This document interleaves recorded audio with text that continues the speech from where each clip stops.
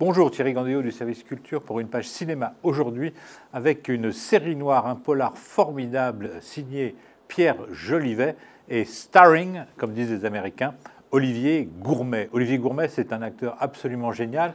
On s'en souvient, il a commencé dans les années 1996 avec La Promesse des frères Dardenne et puis il a fait tous les films quasiment des frères Dardenne. Il a d'ailleurs eu un prix au Festival de Cannes pour Le Fils, mais il n'a jamais eu de César encore. Eh bien, pour ce film, il méritera vraiment, et s'il n'est pas au palmarès, je serai absolument scandalisé, car c'est absolument génial. Il est formidable, il est dense, il est intense, il vit sa vie. Alors, le personnage, c'est Franck, il a 52 ans, c'est un ancien syndicaliste, il a été licencié, c'était une grande gueule, bagarreur. Il faisait les marchés, les distributions de tracts, les collages d'affiches, les piquets de grève, les manifs, tout. Et puis à un moment, tout ça s'est effondré, il a été licencié. Et aujourd'hui, il est veilleur de nuit intérimaire dans une grande surface. Et alors, on a l'impression comme ça, au début du film, qu'il est complètement éteint, que la vie l'a complètement laminé.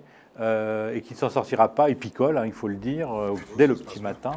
Mais en même temps, on sent quand même, et c'est là la force du film de Pierre Jolivet, une densité, une intensité dans son regard. On sent que les choses ne vont pas se passer comme ça. Il est impassible, il est imperturbable, on sent qu'il a peur de rien, mais on sent aussi qu'à l'intérieur, c'est une véritable cocotte minute. La cocotte minute va-t-elle exploser?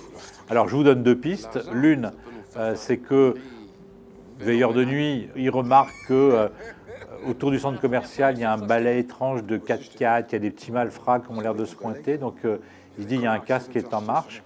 Et puis par ailleurs, il va rencontrer une jeune femme qui est Valérie Bonneton, elle s'appelle Mylène dans le film, et donc c'est aussi peut-être une lueur d'espoir qui s'ouvre là. Et entre ces deux événements qui se passent dans cette vie qui semble terne et terminée, eh bien il y aura d'un côté ce casque qui va arriver, de l'autre côté, cette histoire d'amour qui pourrait arriver. C'est très fort, c'est très émouvant et c'est ma recommandation de la semaine.